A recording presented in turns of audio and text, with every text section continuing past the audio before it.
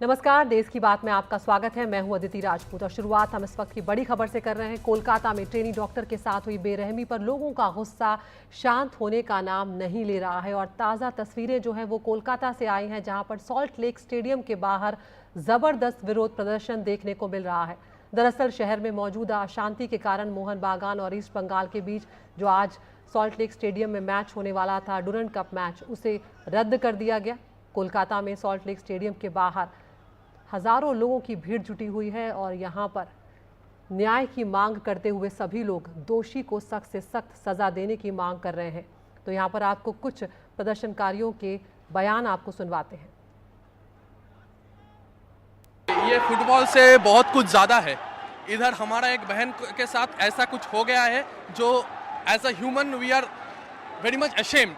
तो ये प्रोटेस्ट है उसके खिलाफ और इधर का जो सरकार है उसको सब सपोर्ट कर रहे हैं। तो हम लोग ये सरकार के खिलाफ है, हम लोग जस्टिस मांग रहे हैं। तो हमारा सारे फुटबॉल फ्रेटर्निटी आज इधर है। हम लोग इधर, फुटबॉल तो एक खेल है और खेल सबको जुड़ के रखता है, किसी को डिवाइड नहीं करता है। तो हम लोग सब आए हैं, सब फुटबॉल प्रेमी, ईस्ट बंगाल, मोहन बागान, माओवाड़न, वी जस्टिस। और मैं समझता हूँ कि सारे लोग जिस तरह से डॉक्टर जो आरजीकर में जो हादसा हुआ है, जिसकी न्याय विचार के लिए सारे दुनिया आज आया है, उसमें फुटबॉल का भी योगदान है। फुटबॉल के लोग भी चाहते हैं कि दोषी को जल्द से जल्दी पकड़ा जाए और दोषी को सजा दी जाए, ऐसा मैं समझता हूँ। और सीधा चलते हैं कोलकाता, जहां पर हमारे सहयोगी सौरभ गुप्ता मौके पर मौजूद हैं। सौरभ, हम सुन रहे हैं यहाँ पर जिस तरह से लोगों का गुस्सा बाहर निकल कर आ रहा है, ये मामला फिलहाल शांत होता हुआ नहीं नजर आता और साफ तौर पर चाहे वो सरकार हो चाहे वो पुलिस है, सबके खिलाफ नाराजगी सौरभ साफ नजर आ रही है। देखिए, नाराज़गी ज़रूर है, नाराज़गी होनी भी चाहिए। जो घटना हुई है आरजी कौर मेडिकल कॉलेज और अस्पताल में, वो इतने बेरहमी से एक पोस्ट ग्रेजुएट मेडिकल स्टूडेंट के साथ बलात्कार और उसके बाद उसकी हत्या कर दी जाती है, इसके खिलाफ ज़रूर लोग अपने आवाज़ उठाएंगे, न्याय की मांग रखेंगे, सरकार के खिलाफ प्रदर्शन भी करेंगे, क्योंकि इस सेफ्टी और सिक्योरिटी सरकार की जिम्मेदारी बनती है। ये सब चीज़ें होंगे। ये न्याय के एक मांग है, लोग बाहर रास्ते पे निकले हैं और इसमें कोई दो राय नहीं है। लेकिन दो तीन चीज़ें मैं आपको बताना चाहूँगा जो बहुत ही इम्पॉर्टेंट है। पहली बात, फेक न्यूज़ और मिस इन्फॉर्मेशन। एक अगर आप नैरेटिव देखें सोशल मीडिया पे, इतनी इस केस को लेकर फेक इन्फॉर्मेशन और फेक न्यूज़ फैलाया जा रहा है ताकि लोगों को भड़काया जाए, गुस्सा और बढ़ाया जाए। और गुस्से में कुछ पुलिस का कहना है कि ये एक planned fake information, miss information का एक जो है सिलसिला चल रहा है सोशल मीडिया पर।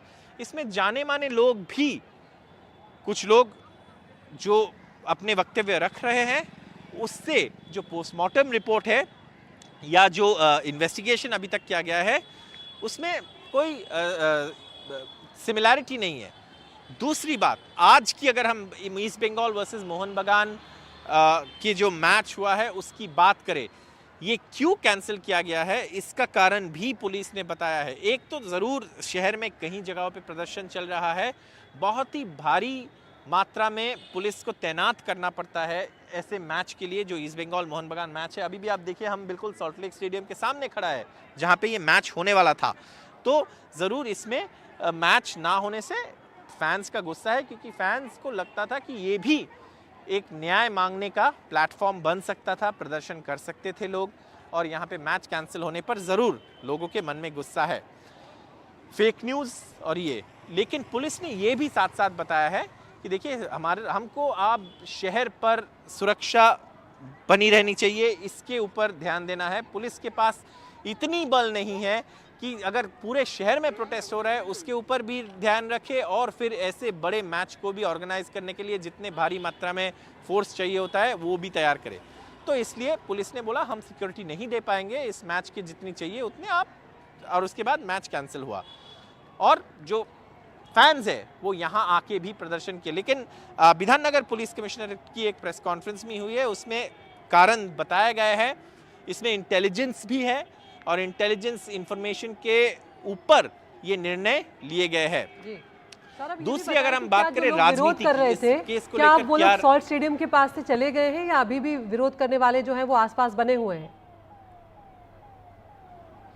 देखिए, कुछ लोग हैं, कुछ लोग चले गए हैं, कुछ छोटे मोटे ग्रुप्स में लोग हैं, लेकिन ज्यादातर मैं आपको बता दूं कि यहाँ पे जेन्युइन फुटबॉल फैंस आए हैं और प्रदर्शन किए हैं और छोटे छोटे ग्रुप्स में अभी भी प्रदर्शन चल रहा है। लेकिन दूसरी जो जैसे मैंने बताया, एक तो ये फेक इंफॉर्मेशन की कैंपेन और दूसरी एक इंटेलिजेंस जो पुलिस को मिली थी। जी सौरभ। तीसरी बात जो यहाँ पे राजनीतिक दलों की तरफ से कहा जा रहा है, तृणमूल कांग्रेस का ये कहना है कि देखिए, पुलिस को हमने रविवार तक समय दिए थे, हाईकोर्ट ने केस को ट्रांसफर कर दिया सीबीआई के पास, तो सीबीआई को भी उतने ही समय में इन्वेस्टिगेशन को खत्म करनी चाहिए।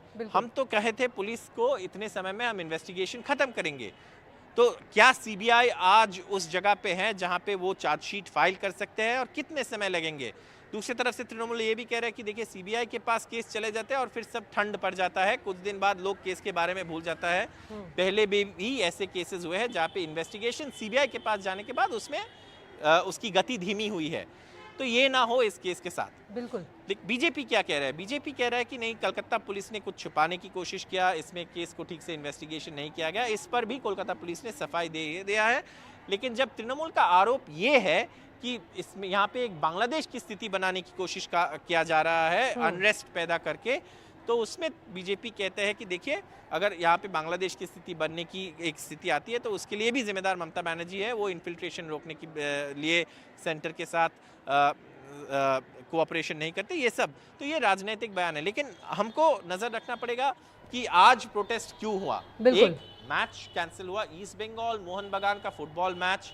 मैं आपको एक कलकत्ता के निवासी होने के जरिए से बता सकता हूँ जी, ये गॉड ऑफ फुटबॉल मैचेस होता है। बिल्कुल बिल्कुल, बहुत बहुत शुक्रिया सौरभ इस तमाम जानकारी के लिए। तो हर तरह से यहाँ पर नाराज़गी जो है वो साफ नज़र आ रही है और यहाँ पर ये भी ज़रूरी है कि जो राजनीतिक पार्टियां हैं वो राजनीति से ऊपर उठकर इस एक मामले में, कम से कम जिस तरह का मामला पैदा हुआ है, किसी बेटी के खिलाफ जिस तरह की बर्बरता बढ़ती गई है, उसके खिलाफ सब एकजुट होकर आवाज़ उठाएं और जल्द से जल्द जो दोषी हैं उन्हें पकड़ा जाए और सज़ा तक पहुँचाया जाए, ये सबकी जिम्मेदारी बनती है। इस मामले में एक बड़ी खबर एक और ये आई है कि सुप्रीम कोर्ट ने कोलकाता कांड को लेकर स्वतः संज्ञान ले लिया है। कोलकाता के आरजी कार मेडिकल कॉलेज अस्पताल में हुई ट्रेनी डॉक्टर के साथ रेप और हत्या के मामले में अब सुप्रीम कोर्ट में सुनवाई होगी। अब मंगलवार को 20 अगस्त को सुप्रीम कोर्ट के मुख्य न्यायाधीश डीवाई चंद्रचूड़, न्यायमूर्ति जेबी पारदीवाला और न्यायमूर्ति मनोज मिश्रा की पीठ इस मामले की सुनवाई करेगी। आपको बता दें, 17 अगस्त को राष्ट्रव्यापी जो आक्रोश हुआ और चिकित्सा का जो पूरा विभाग है, आज हम कहें कि अलग अलग जो मेडिकल फ्रेटर्निटी है, उनकी हड़ताल के बीच सुप्रीम कोर्ट के समक्ष इसी मुद्दे पर एक याचिका दायर की गई थी। चीफ जस्टिस को ये एक पत्र याचिका में सुप्रीम कोर्ट के जरिए भेजा गया था 9 अगस्त को, जिसमें कोलकाता में पोस्ट ग्रेजुएट ट्रेनी डॉक्टर के साथ सामूहिक बलात्कार और हत्या की जो ये मामला हुआ है, जिसको बलात्कार कहा गया है, उसको लेकर स्वतः संज्ञान लेने का आग्रह किया गया था और उसके बाद अब सुप्रीम कोर्ट ने इसमें स्वतः संज्ञान लेते हुए मंगलवार को सुनवाई इसकी रखी है।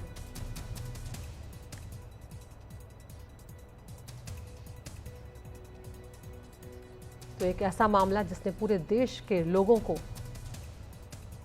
गुस्सा दिलाया, जिसने पूरे देश के लोगों को आहत किया है, अब उस मामले में सुप्रीम कोर्ट ने स्वतः संज्ञान ले लिया है और मंगलवार को 20 अगस्त को सुनवाई होगी, जिसकी अध्यक्षता स्वयं मुख्य न्यायाधीश डीवाई चंद्रचूड़ जो हैं वो करने जा रहे हैं। 17 अगस्त को इसे लेकर जो प्रोटेस्ट हुआ था, उसके बाद 9 अगस्त को एक याचिका जो है वो दाखिल की गई थी। हमारे साथ हमारे लीगल अफेयर्स एडिटर आशीष भार्गव इस वक्त जुड़ गए हैं। आशीष, बहुत बड़ी बात है कि सुप्रीम कोर्ट ने इस मामले में स्वतः संज्ञान लिया है, क्योंकि जिस तरह का मामला है पूरे देश में गुस्सा जो है वो साफ नजर आ रहा है। जी बिल्कुल, देखिए सबसे बड़ी बात यह है कि इसे इसलिए ज्यादा हम अहम मानेंगे क्योंकि जो कलकत्ता हाई कोर्ट है वो इस पर संज्ञान ले चुका है, सीबीआई को पूरी जांच ट्रांसफर कर चुका है, लगातार वो मॉनिटरिंग कर रहा है। इसके बावजूद सुप्रीम कोर्ट ने इस पर सुमोटो लिया है, तो जाहिर तौर पर कहीं ना कहीं सुप्रीम कोर्ट के दिमाग में ये बात है कि ये जो मुद्दा है ये सिर्फ कोलकाता तक सीमित नहीं है, बल्कि देश भर का ये मुद्दा है। कई घटनाएं पहले भी हो चुकी हैं और एक अहम सवाल यहाँ पर डॉक्टरों की सुरक्षा को लेकर गाइडलाइन बनाने का है। जैसे दो चिट्ठियां भी लिखी गई थी सुप्रीम कोर्ट में, जो एक तेलंगाना की डॉक्टर ने लिखी थी और दो वकीलों ने लिखी थी सीबीआई को, और मांग की थी कि सुप्रीम कोर्ट को दखल इसमें देना चाहिए, क्योंकि ये पैन इंडिया ये समस्या है और देश भर के डॉक्टर जो हैं वो इस मुद्दे पर प्रदर्शन कर रहे हैं। तो ऐसे में बहुत बड़ा दखल हम इसे सुप्रीम कोर्ट का कहेंगे। आमतौर पर अमूमन जब हाई कोर्ट संज्ञान ले लेता है तो सुप्रीम कोर्ट उसमें दखल नहीं देता उस मुद्दे पर, लेकिन इस घटना के इतने दिनों बाद भी अगर लोगों में रोष है, डॉक्टर प्रोटेस्ट कर रहे हैं, तो जाहिर तौर पर देश की सबसे बड़ी अदालत होने के नाते सुप्रीम कोर्ट ने यह समझा है कि इस मुद्दे को उसके दखल के बिना शांत किया जाना शायद संभव नहीं है। जाहिर है इसलिए सुप्रीम कोर्ट ने इस पर एक दखल दिया है, संज्ञान दिया है। चीफ जस्टिस डीवाई चंद्रचूड़ की ये बेंच जो है 3 जजेस की, ये सब मंगलवार को इस मामले की एक अहम सुनवाई करेगी और अहम डायरेक्शन भी पास कर सकती। जी बिल्कुल आशीष, इंतजार रहेगा कि सुप्रीम कोर्ट की तरफ से क्या कुछ यहाँ पर खबर निकल कर आती है, क्या कुछ सुप्रीम कोर्ट का रुख रहता है। और आगे बढ़ रहे हैं, इस वक्त बड़ी खबर आ रही है। बीजेपी में जाने की अटकलों के बीच चंपई सोरेन का बड़ा बयान सामने आया है। उन्होंने कहा है कि मेरा अपमान किया गया, सालों से केंद्रीय कार्यकारिणी की बैठक नहीं हुई है, ये चंपई सोरेन का कहना है। पार्टी में एक तरफा फैसले लिए जाते हैं, मेरे आत्मसम्मान पर चोट लगी है। तो यहाँ पर अब जिस बात को लेकर आशंका जाहिर की जा रही थी कि चंपई सोरेन जो है वो लंबे वक्त से नाराज चल रहे हैं, वो यहाँ पर अब खुलकर सामने आ गई है। चंपई सोरेन ने बयान यहाँ पर दिया है और कहा है कि मेरा अपमान किया गया है, मेरे आत्मसम्मान को यहाँ पर चोट लगी है। अब क्या जो बात चल रही है कि चंपई सोरेन बीजेपी में शामिल हो जाएंगे, क्या अब उसका ऐलान होना बाकी है, ये देखने वाली बात होगी, क्योंकि अब तक के जो इशारे मिल रहे हैं वो यही मिल रहे हैं कि चंपई सोरेन की नाराज़गी जो है वो बहुत ज़्यादा है झारखंड मुक्ति मोर्चा से। उन्होंने अपने सोशल मीडिया प्लेटफॉर्म पर जो उनका बायो है उसमें से उन्होंने झारखंड मुक्ति मोर्चा का नाम भी हटा लिया है। जनवरी में मुख्यमंत्री बने थे, जुलाई में उनका इस्तीफा हुआ और हेमंत सोरेन जेल से रिहा होने के बाद एक बार फिर से उन्होंने मुख्यमंत्री पद की कमान संभाली है। जिस वक्त चंपई सोरेन को इस्तीफा देना पड़ा, ये बात सामने आ गई थी कि चंपई सोरेन जो है वो इस बात से नाराज़ हैं और उन्हें ये तरीका जो था वो उन्हें पसंद नहीं आया था, जिस तरह से उनका इस्तीफा हुआ। और अब खुलकर चंपई सोरेन का जो बयान है वो यहाँ पर सामने आया है। उन्होंने कहा है कि मेरे आत्मसम्मान को चोट पहुँची है, सालों से केंद्रीय कार्यकारिणी की बैठक नहीं हुई है, मेरा अपमान किया गया है, ये यहाँ पर वो कह रहे हैं। और उन्होंने एक और बड़ी बात जो कही है वो ये कही है कि पार्टी में एक तरफा फैसले जो हैं वो लिए जाते हैं। बड़ा कद यहाँ पर चंपई सोरेन का है, ये हम सब जानते हैं। ऐसे में झारखंड में इसी साल के अंत में चुनाव होंगे तो देखना होगा कि चंपई सोरेन की ये बगावत जो है वो किस रूप में देखने को मिलती है। हरिवंश हमारे सहयोगी हमारे साथ जुड़ गए फोन लाइन पर। हरिवंश, बड़ा बयान यहाँ पर चंपई सोरेन का सामने आया है, क्योंकि कुछ वक्त पहले तक उन्होंने कहा था कि मैं कहीं नहीं जा रहा हूँ, जहाँ हूँ वहीं हूँ, लेकिन अब नाराजगी खुलकर सामने आ गई है।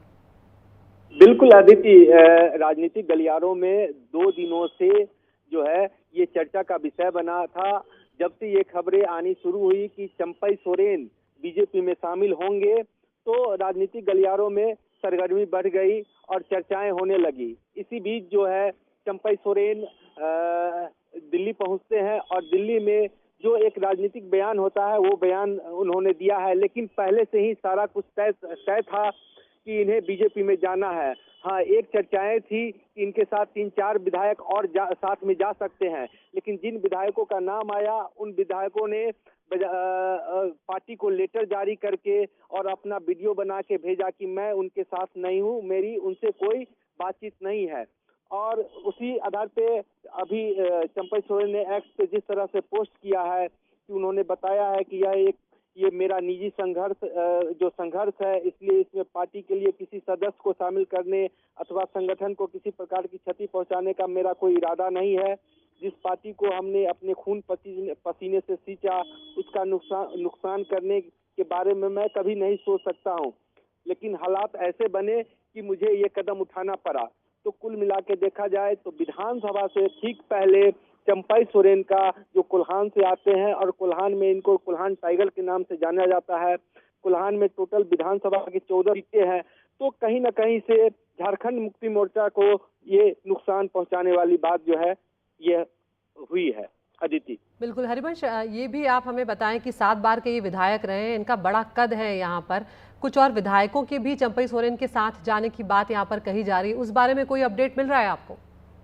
दीदी जो चर्चाएं हैं उसमें जो कोल्हान के करीब 4 विधायक इनके संपर्क में हैं, जिनका नाम दशरथ गगराई, समीर मोहंती, इन लोग का नाम आता है। साथ ही कुछ विधायक ऐसे भी हैं जो काफी नाराज हैं, जैसे में एक लोबिन हेम्ब्रम है जो संथाल से आते हैं, जिनको पार्टी ने अपने निष्कासित कर दिया है। वो दल बदल मामला था, वो लोकसभा में जो है तो निर्दलीय लड़े थे।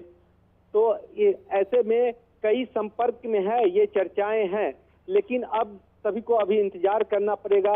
चंपई सोरेन बीजेपी में शामिल हुए हैं, तो कहीं ना कहीं से अकेले वो नहीं गए हैं, उनके साथ और भी जो है बड़े नेता और विधायक जो है शामिल होंगे। तो ये धीरे धीरे सामने आएगी, लेकिन जो चर्चा है उसमें है कि करीब 4-5 विधायक इनके संपर्क में हैं।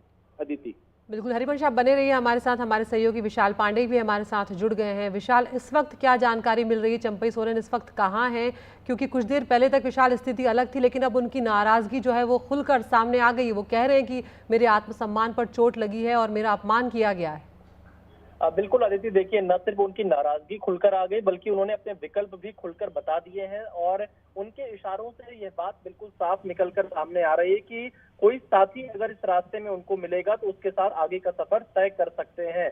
यानी जिस बात के कयास लगाए जा रहे थे कि वो बीजेपी के साथ जा सकते हैं, उनके इस ट्वीट से उन बातों को और ज्यादा बल मिलता हुआ दिखाई दे रहा है। और सूत्रों से इस बात की जानकारी भी मिली थी कि चंपई सोरेन ने कोलकाता में बीजेपी के नेताओं से मुलाकात की थी, गुवाहाटी में उनकी मुलाकात हुई थी और इस वक्त वो दिल्ली में मौजूद है। हालांकि आमतौर पर जब वो दिल्ली आते हैं तो झारखंड भवन में जाकर रुकते हैं, लेकिन इस बार जब दिल्ली पहुंचे तो वो झारखंड भवन में नहीं रुके हैं, किसी अन्य जगह पर इस वक्त वो मौजूद है। और कयास इस बात के लगाए जा रहे हैं कि उनके साथ कुछ और विधायक होंगे और उनके साथ वो बीजेपी के वरिष्ठ नेताओं से दिल्ली में जल्द मुलाकात कर सकते हैं। और जो ये ट्वीट किया गया है चंपई सोरेन की तरफ से, साफ तौर से इसमें उनका दर्द झलक रहा है। कैसे 31 जनवरी को जब हेमंत सोरेन जेल गए उसके बाद ये मुख्यमंत्री बनते हैं और मुख्यमंत्री के तौर पर ये तमाम फैसले खुद नहीं ले पा रहे थे या फिर इनके कार्यक्रम रद्द करवा दिए जा रहे थे, तो उस तमाम दर्द को इन्होंने अपनी पोस्ट में लिखा है। और एक बात बिल्कुल साफ हो गई है कि चंपई सोरेन और हेमंत सोरेन की राहें अब बिल्कुल अलग होने की कगार पर पहुंच चुकी हैं। जल्द चंपई सोरेन अपना अलग रास्ता तय करते हुए दिखाई पड़ेंगे और साफ तौर पे जो इनका पोस्ट है उसमें आखिरी जो 3 लाइनें हैं वो ये बताने के लिए काफी हैं कि पहला राजनीति से संन्यास लेना, दूसरा अपना अलग संगठन खड़ा करना और तीसरा इस राह में अगर कोई साथी मिले तो उसके साथ आगे का सफर तय करना। तो तीसरे जो इनका विकल्प है उसकी ज्यादा उम्मीद इस वक्त जताई जा रही है। अदिति, बिल्कुल विशाल, यहाँ पर अब काफ़ी महत्वपूर्ण हो गया उनका ये कदम। 82 सीटों की यहाँ पर ये विधानसभा है झारखंड की और इस साल के अंत में ही वहाँ पर चुनाव होना है। ऐसे में देखना होगा किस तरह के राजनीतिक समीकरण बनते हैं और कितने विधायक यहाँ पर जाएंगे चंपई सोरेन के साथ। विशाल, सबसे बड़ी बात शायद ये वही होगी और उसी पर सबसे ज़्यादा नज़र रहेगी इस वक्त। क्योंकि देखिए अगर चंपई सोरेन के राजनीतिक करियर को देखें तो वो 1991 से निर्दलीय विधायक बने, उसके बाद 2005 से सरायकेला विधानसभा सीट से लगातार विधायक हैं और कोल्हान क्षेत्र में झारखंड के उनका अच्छा प्रभाव माना जाता है। और इस बात की भी उम्मीद है कि लगभग उनके साथ 6 से 7 की संख्या में विधायक मौजूद दिखाई पड़ सकते हैं। और चंपई सोरेन अगर झारखंड मुक्ति मोर्चा को छोड़ते हैं तो ये बड़ा नुकसान होगा न सिर्फ हेमंत सोरेन को बल्कि इंडिया गठबंधन के नेताओं को भी। और एक तरह से चंपई सोरेन की इस पोस्ट से यह बात साफ हो रही कि वो कितना अपने आप को विवश महसूस कर रहे थे उस समय जब ये मुख्यमंत्री बने, तमाम फैसले नहीं ले पा रहे थे। उसी दर्द को इसमें उन्होंने बयां किया है और अब देखना यही होगा कि लगभग 6 से 7 विधायकों का अनुमान लगाया जा रहा है। क्या ये संख्या और ज्यादा बढ़ेगी या कितने विधायकों के साथ चंपई सोरेन आगे का रास्ता अपना तय करते हैं? बिल्कुल विशाल, बने रहिए आप हमारे साथ। हमारे एग्जीक्यूटिव एडिटर अखिलेश शर्मा भी हमारे साथ जुड़ गए हैं। अखिलेश, जिस तरह से चंपई सोरेन की जो लाइनें हैं, पिछले 3 दिनों से अपमानजनक व्यवहार से भावुक होकर मैं आंसुओं को संभाल रहा था और लेकिन उन्हें सिर्फ कुर्सी से मतलब है, मुझे ऐसा लगा मानो उस पार्टी में मेरा कोई वजूद ही नहीं है, कोई अस्तित्व ही नहीं है, जिस पार्टी के लिए मैंने अपना पूरा जीवन समर्पित कर दिया। तो ऐसी कई बातें उन्होंने यहाँ पर लिखी हैं, तिरस्कार होने की बात, विकल्प की बात, और वो साफ तौर पर कह रहे हैं कि मेरे पास कई विकल्प हैं कि या तो राजनीति से संन्यास ले लूँ, अपना अलग संगठन खड़ा कर लूँ, या फिर राह में अगर कोई साथी मिल जाए तो उसके साथ चले जाऊँ। तो अब अखिलेश, आप तक क्या जानकारी मिल रही है? बीजेपी में जाना तय? निश्चित तौर पर काफी लंबे समय से सुगबुगाहट थी कि चंपई सोरेन जो है वो चुनाव से पहले बीजेपी का दामन थाम सकते हैं। और अब जिस तरह से उन्होंने अपनी एक पोस्ट लिखी है और इसमें क्या है, 2 पन्ने का ये पत्र है और इसमें सारी बातें जिनको लेकर के अटकलें चल रही थी उन सबका उन्होंने जवाब देने का प्रयास किया है। इस पोस्ट से ये बिल्कुल साफ समझ में आ रहा है कि वो अब जेएमएम में नहीं रहेंगे। जेएमएम से वो नाराज है क्योंकि जिस तरह से उनको हटाया गया मुख्यमंत्री पद से, उससे लेकर के वो अपना अपमान इसको समझते हैं और कहा कि उनके साथ बहुत ही गलत किया गया है। अब वो ये भी स्पष्ट कह रहे हैं कि आने वाले समय में झारखंड विधानसभा चुनाव से पहले निश्चित तौर पर वो कोई ना कोई एक नया साथी चुनेंगे और इसमें सारे विकल्प उनके खुले हुए हैं। बीजेपी में शामिल होने की चर्चा उनकी काफी लंबे समय से चल रही है। बताया जा रहा है कि बीजेपी के शीर्ष नेताओं से वो संपर्क में भी हैं, दिल्ली भी वो आ रहे हैं और इसी दौरान माना जा रहा है कि उनकी मुलाकात भी हो सकती है और साथ ही वो बीजेपी में शामिल भी हो सकते हैं। लेकिन अब सवाल ये है कि वो अकेले आएंगे या जेएमएम के कुछ अन्य विधायक भी आएंगे। इस तरह की भी अटकलें चल रही हैं कि जेएमएम के कुछ अन्य विधायक भी चंपई सोरेन के बीजेपी में आ सकते हैं। तो निश्चित तौर पर ये जेएमएम के लिए एक बड़ा झटका है क्योंकि चंपई सोरेन काफी वरिष्ठ नेता हैं जेएमएम के और शिबू सोरेन के साथ पूरे आंदोलन के समय के साथ ही रहे हैं। इसीलिए जब हेमंत सोरेन जब जेल गए, उनकी जगह जब मुख्यमंत्री बनाने की बात हुई तो चंपई सोरेन को ही पार्टी ने ये जिम्मेदारी दी। लेकिन जिस तरह से उनको हटाया गया उसको लेकर के वो अपने आप को अपमानित महसूस कर रहे हैं और यही कारण है कि अब उन्होंने पार्टी छोड़ने का एक तरह से फैसला कर लिया है और अब बीजेपी में जल्दी वो कमी होगी। बिल्कुल। तो अखिलेश, क्या अब ये अटकलें तेज हो चुकी है या अब ये कहा जा सकता है कि सरकार भी गिर सकती है हेमंत सोरेन की यहाँ पर, क्योंकि अगर चंपई सोरेन बड़े नंबर ले जाते हैं अपने साथ तो यहाँ पर झारखंड मुक्ति मोर्चा और जो कांग्रेस की सरकार है उसकी मुश्किलें खड़ी हो जाएंगी? निश्चित तौर पर मुश्किलें खड़ी हो जाएंगी। हालांकि ये देखना होगा कि बीजेपी सरकार गिराना चाहेगी या नहीं चाहेगी, क्योंकि अब विधानसभा चुनाव में ज्यादा वक्त नहीं बचा है। झारखंड विधानसभा का कार्यकाल जनवरी तक है और महाराष्ट्र का नवंबर के अंत तक है। तो माना जा रहा है कि झारखंड और महाराष्ट्र दोनों के विधानसभा चुनाव एक साथ हो सकते हैं। तो ऐसे में केवल 2 महीने पहले ही चुनाव होंगे तो जाहिर सी बात है कि ऐसे में कोई दिक्कत नहीं होगी। तो मुझे लगता नहीं कि सरकार गिराने की कोई कोशिश बीजेपी करेगी, लेकिन सरकार जाहिर सी बात है कि अपने आप अल्पमत में आ सकती है अगर जेएमएम के विधायक भी, कई विधायक अगर छोड़ते हैं चंपई सोरेन के साथ पार्टी। लेकिन ये देखने की बात होगी कि इसमें आगे क्या होता है, क्योंकि कुछ विधायकों का नाम जिनका लिया जा रहा था कि वो भी चंपई सोरेन के साथ जेएमएम छोड़ सकते हैं, उनकी ओर से आज बयान जारी किया गया। उन्होंने स्पष्ट किया कि वो कहीं नहीं जा रहे हैं, वो जेएमएम में ही है, चाहे आधी रोटी खाई है लेकिन जेएमएम में ही रहेंगे। तो ऐसे में अब ये देखने की बात होगी कि कितने विधायक साथ में आते हैं। लेकिन जहाँ तक चंपई सोरेन का प्रश्न है, ये अब ये तय हो चुका है कि वो जेएमएम में नहीं रहेंगे। बीजेपी काफी लंबे समय से काम कर रही थी उनको अपने पाले में लाने के लिए और बीजेपी को लगता है कि उनके जैसे कद्दावर नेता के पार्टी में आने से निश्चित तौर पर बीजेपी को फायदा मिलेगा। हालांकि ये देखना होगा कि चंपई सोरेन को बीजेपी में आने से क्या मिलेगा, क्योंकि वो मुख्यमंत्री रह चुके हैं। उसके बाद जब हेमंत सोरेन दोबारा मुख्यमंत्री बने तो उन्हें मंत्री पद दिया गया। लेकिन अब ये देखने की बात होगी कि बीजेपी उनको क्या सम्मानजनक क्या पद दे सकती है, क्योंकि बीजेपी का जहां तक मुख्यमंत्री पद का उम्मीदवार है, पार्टी एक तरह से इशारा कर चुकी है कि बाबूलाल मरांडी बीजेपी के मुख्यमंत्री पद के उम्मीदवार होंगे। और इससे पहले भी जेएमएम से कई लोग जेएमएम से बीजेपी में आए हैं, तो उनके साथ भी पार्टी में क्या हुआ ये भी एक देखने की बात है। अखिलेश, बहुत बहुत शुक्रिया। विशाल, आपका भी बहुत बहुत शुक्रिया और हरिवंश, आपका भी शुक्रिया। तो झारखंड की राजनीति में एक बार फिर हलचल तेज हो गई और चंपई सोरेन की नाराजगी अब खुलकर सामने आ गई। उन्होंने साफ कर दिया है कि यहाँ पर मेरा अपमान किया गया है, पार्टी में एक तरफा फैसले लिए जाते हैं, मेरे आत्मसम्मान पर चोट लगी है। और अब साफ नजर आ रहा है कि चंपई सोरेन जो है वो बीजेपी में शामिल हो जाएंगे। अब नजर इस बात पर रहेगी कि कितने विधायकों को वो अपने साथ ले जा पाते हैं और क्या हेमंत सोरेन की सरकार पर खतरा पैदा होगा। हमारी नजर इस बड़ी खबर पर बनी हुई है। एक ब्रेक के लिए यहाँ पर रुक रहे हैं।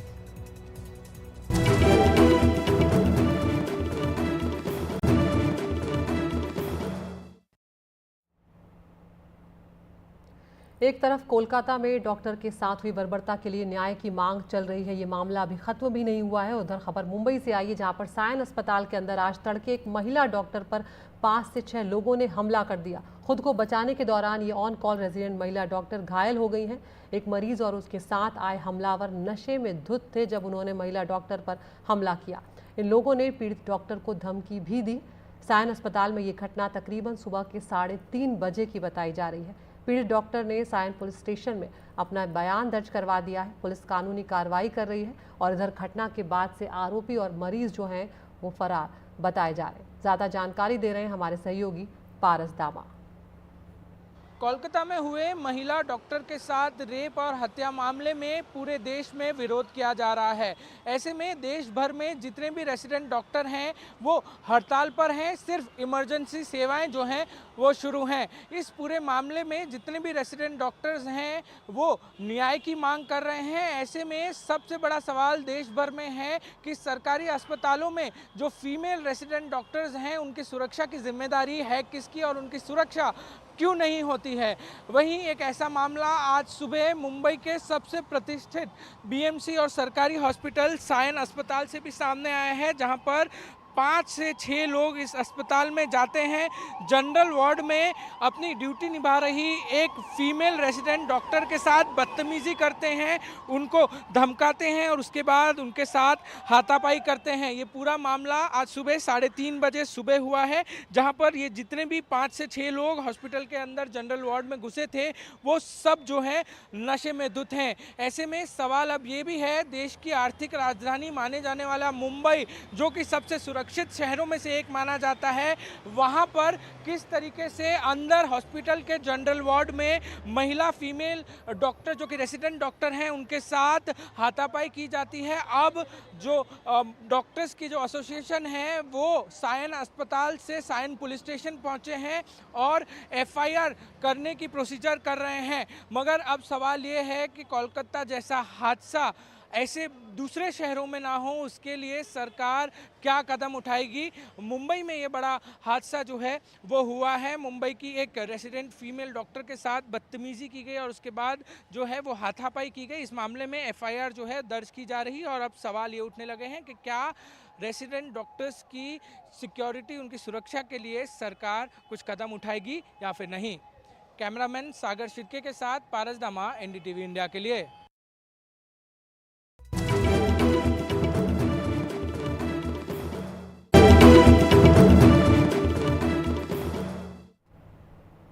प्रधानमंत्री नरेंद्र मोदी जल्द ही पोलैंड के दौरे पर जाने वाले हैं। पोलैंड में उनके कार्यक्रम को लेकर तैयारियां भी जारी हैं। इस दौरे में प्रधानमंत्री मोदी जाम साहिब श्री जाएंगे, जहां गुजरात में नवनगर के पूर्व महाराजा दिग्विजय सिंह के मेमोरियल पर वो श्रद्धा सुमन भी अर्पित करेंगे। दूसरे विश्व युद्ध के दौरान पोलैंड के हजारों अनाथ बच्चों को महाराजा दिग्विजय सिंह ने शरण दी थी। उनकी शिक्षा और दीक्षा का भी पूरा इंतजाम किया गया था। पोलैंड से पीएम के दौरे को लेकर खास जानकारी दे रहे हैं हमारे सहयोगी उमाशंकर सिंह।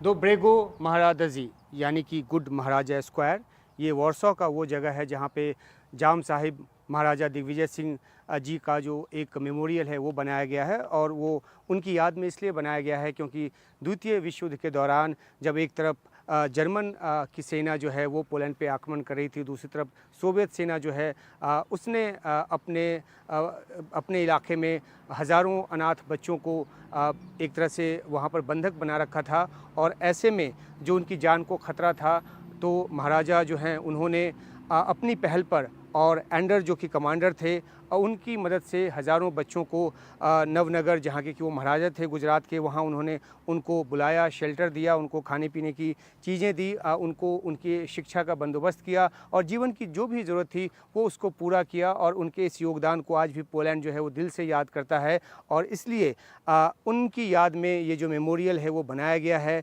इस मेमोरियल पे उनकी जो भूमिका रही उसको लिखा गया है हिंदी में भी, अंग्रेज़ी में भी। और यहाँ पर जो श्रद्धांजलि है वो लगातार यहाँ के जो लोग हैं वो अर्पित करते रहे। बहुत ही दिल से जुड़ा ये मामला उनके लिए रहा है और एक भारत और पोलैंड के रिश्तों में एक बहुत ही आधारभूत एक जो मजबूती है उसको जो महाराजा की जो भूमिका है वो देती है। और इसलिए प्रधानमंत्री नरेंद्र मोदी जब यहाँ दौरे पर, पोलैंड के दौरे पर होंगे तो यहाँ आकर वो श्रद्धा सुमन जो है वो अर्पित करेंगे और यहाँ उन बच्चों से भी मिलेंगे जो महाराजा की याद में जो स्कूल यहाँ चलाया जाता है वहाँ पे पढ़ते हैं। तो एक बहुत ही इमोशनल सा जो ये एक पीपल टू पीपल कॉन्टैक्ट का जो है ये उदाहरण होगा और ये जो है राजनीतिक जो इंगेजमेंट्स है उससे अलग एक तस्वीर पेश करता है कि किस तरह से ये भारत और पोलैंड के रिश्तों में एक नया आयाम भरता है।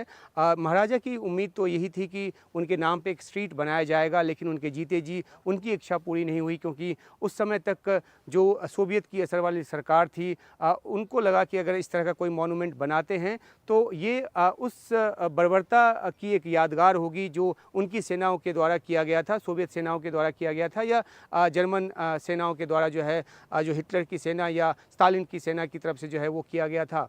तो अब जो है ये मेमोरियल 2014 में बना, क्योंकि 1989 में जब एक तरह से पूरी तरह से आज़ाद हो गया पोलैंड सोवियत के असर से, तो उसके बाद फैसला लिया गया और 2014 में ये जो मेमोरियल है वो बनाया गया। और प्रधानमंत्री नरेंद्र मोदी पहले ऐसे भारतीय प्रधानमंत्री हैं जो 45 साल के बाद पोलैंड आ रहे हैं, और वो पहले ऐसे प्रधानमंत्री होंगे जो यहाँ पर आकर जो श्रद्धा सुमन अर्पित करेंगे महाराजा के इस मेमोरियल पर, और इस तरह से भारत और पोलैंड के रिश्तों को एक नया आयाम देंगे। वॉर्सो, पोलैंड से उमाशंकर सिंह, एनडीटीवी इंडिया।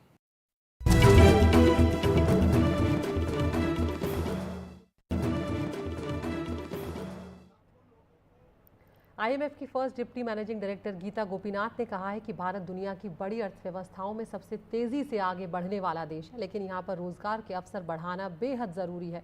गीता गोपीनाथ के मुताबिक 2030 तक भारत में 6 करोड़ से लेकर 14 करोड़ 80 लाख तक रोजगार निकालना बेहद जरूरी होगा। हिमांशु शेखर मिश्रा की रिपोर्ट।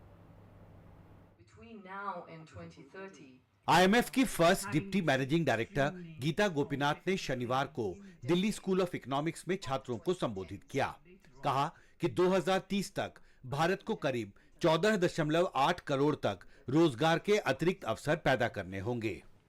आईएमएफ की first deputy managing director Gita Gopinath ने कहा कि अगले 6 साल में 2030 तक भारत में 6 करोड़ से करीब 15 करोड़ तक नए रोजगार के अवसर पैदा करना बेहद जरूरी होगा। इसके लिए अर्थव्यवस्था में निवेश बढ़ाना होगा, आर्थिक सुधार की प्रक्रिया को भी आगे बढ़ाना होगा, और जो श्रम कानून संसद में पारित कराए गए उन्हें राज्य स्तर पर सही तरीके से लागू किया जाए। इसके लिए केंद्र सरकार को राज्यों को इंसेंटिवाइज करना भी बेहद जरूरी होगा। भारत को एक ऐसा कार्यबल चाहिए जो कुशल और बहुत शिक्षित हो। ये भारत को उच्च आय की अर्थव्यवस्था में ले जाने के लिए बेहद अहम है।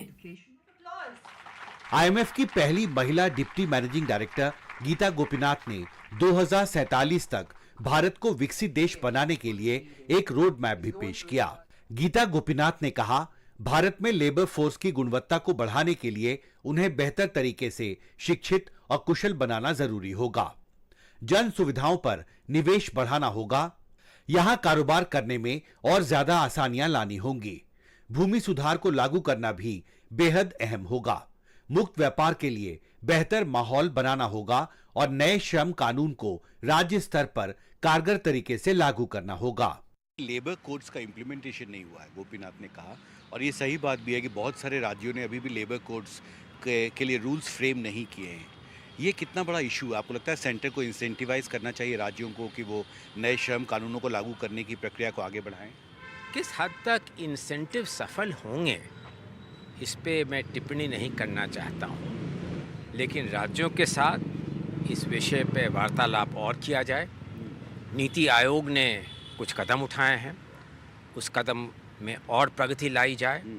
मेरे जानते इसके राज्यों के साथ समन्वय, राज्यों के साथ जो हमारी वार्तालाप चल रही है लेबर कोड की इम्प्लीमेंटेशन के लिए, इसे किस रूप से सुदृढ़ किया जाए, यह एक महत्वपूर्ण बिंदु है। एनके सिंह मानते हैं कि भारत में आर्थिक विकास को आगे बढ़ाने के साथ ही युवाओं के लिए रोजगार के पर्याप्त अवसर पैदा करना जरूरी है। उनके मुताबिक टेक्नोलॉजी का विस्तार और जिस तरह आर्टिफिशियल इंटेलिजेंस का इस्तेमाल आर्थिक गतिविधियों में बढ़ता जा रहा है, उसमें रोजगार की चुनौती का समाधान निकालना जरूरी होगा। दिल्ली से कैमरा पर्सन सुशील राठी के साथ हिमांशु शेखर, एनडीटीवी इंडिया।